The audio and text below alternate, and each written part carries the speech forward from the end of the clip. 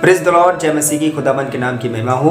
और आज कलाम में जाने से पहले मैं अपने सभी व्यूवर्स को बहुत बहुत धन्यवाद देता हूं, क्योंकि आज बहुत सारे चैनल आ गए हैं और उसमें परमेश्वर के कलाम का प्रचार भी बहुत अच्छे तरीके से हो रहा है। लेकिन फिर भी आप हमारे चैनल पे आते हो, विजिट करते हो, आप हमारे चैनल को देखते हो, इसके लिए मैं अपने सभी व्यूवर्स को बहुत बहुत धन्यवाद देता हूँ। प्रभु आपको बहुत बहुत बहुतायत का आशीष।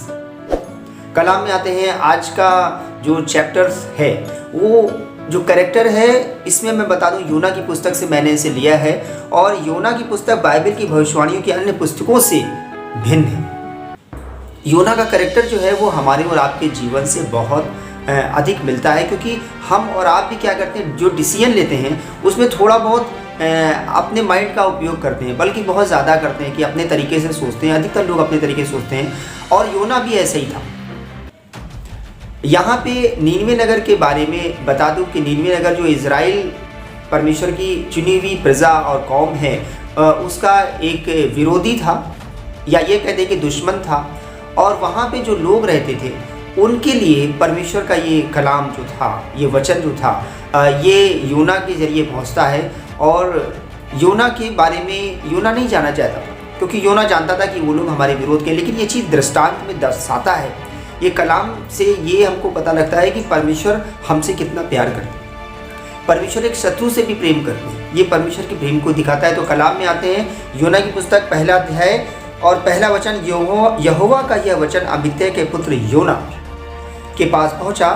दूसरी आयत कहती है, उठकर उस बड़े नगर नीनवे को जा और उसके विरुद्ध प्रचार कर, क्योंकि उसकी बुराई मेरी दृष्टि में बढ़ गई है। अब योना तो जाना चाहता नहीं था, क्योंकि वो एक दुश्मन नगर समझ लीजिए, या इज़राइल का विरोध करने वाला नगर समझ लीजिए, नहीं जाना चाहता था। लेकिन एनी हाउ वो जाता है और प्रचार करता है। और वहाँ पे सबसे ख़ास बात जो होती है, मैं उस वचन से बात करूँगा। तीसरा अध्याय और छठी आयत है। छठी आयत में लिखा है, तब यह समाचार नीनवे के राजा के कान में पहुँचा।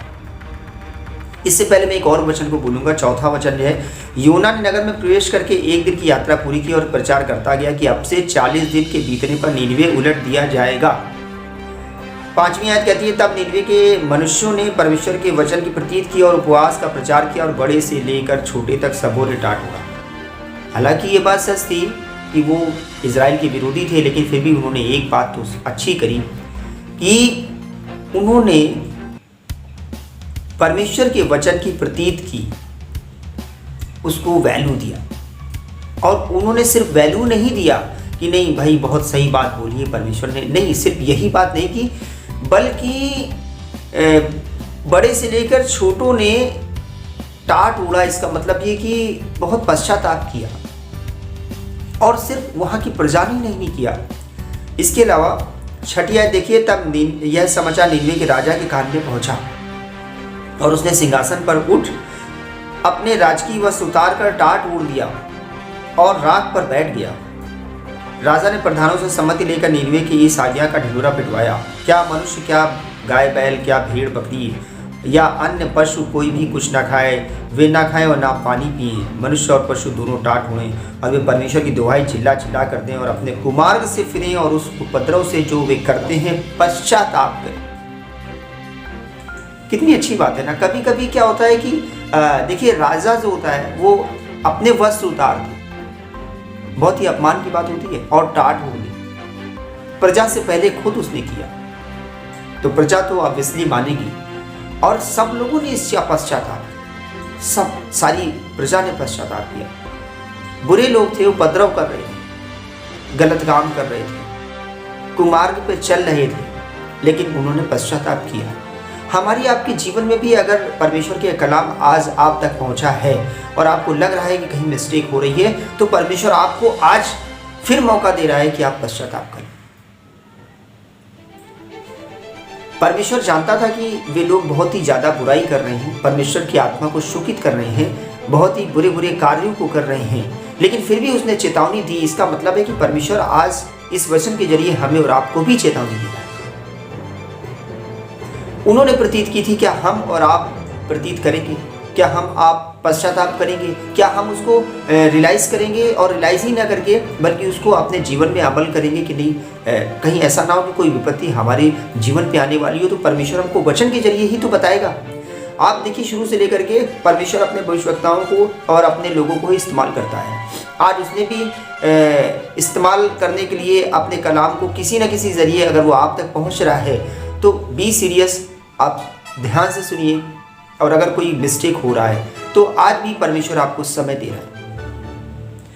9वीं आयत कहती है, संभव है परमेश्वर दया करे और अपनी इच्छा बदल दे, उसका भड़का हुआ खून शांत हो जाए और हम नष्ट होने से बच जाए। वो लोग ऐसा सोच रहे थे, उनको ये नहीं पता था कि परमेश्वर शायद हमको नष्ट करेगा या ना करेगा। कॉन्फिडेंस नहीं थे, वो कॉन्फिडेंट नहीं थे, उनको नहीं कॉन्फिडेंस था कि पता नहीं नाश कर दे या ना करे कोई। लेकिन उन्होंने कहा शायद हम पश्चाताप करेंगे तो शायद परमेश्वर अपना जो ये योजना बनाई है, परमेश्वर ने हमको नाश करने की, हमारे नगर को पलट देने की योजना जो है, हम लोग नाश हो जाएंगे तो शायद हम बच जाए। कॉन्फिडेंस नहीं है कि नहीं बिल्कुल ही हो जाएगा, ऐसा नहीं, फिर भी उन्होंने ऐसा किया। और देखिए 10वीं आयत कहती है, सबसे अच्छी आयत है ये, जब परमेश्वर ने उनके कामों को देखा, जब परमेश्वर ने उनके कामों को देखा कि वे कुमार्ग से फिर रहे हैं। आज परमेश्वर हमें और आपको देख रहे हैं। आप जो कुछ भी काम कर रहे हो ना उसे परमेश्वर देख रहे हैं और हम छुपा नहीं सकते। पूरी दुनिया से छुपा लेंगे, अपने खुदा से नहीं छुपा पाएंगे। और अगर आज आप परमेश्वर के कलाम वापस अपने जीवन को बदल रहे हो तो वो भी परमेश्वर देखेगा और बिल्कुल देखेगा। और उन्होंने देखिए, फिर से मैं इस आयत को पढ़ता हूँ कि जब परमेश्वर ने उनके कामों को देखा कि वे कुमार्ग से फिर रहे हैं, तब परमेश्वर ने अपनी इच्छा बदल दी और उनकी जो हानि करने की ठानी थी उसको ना।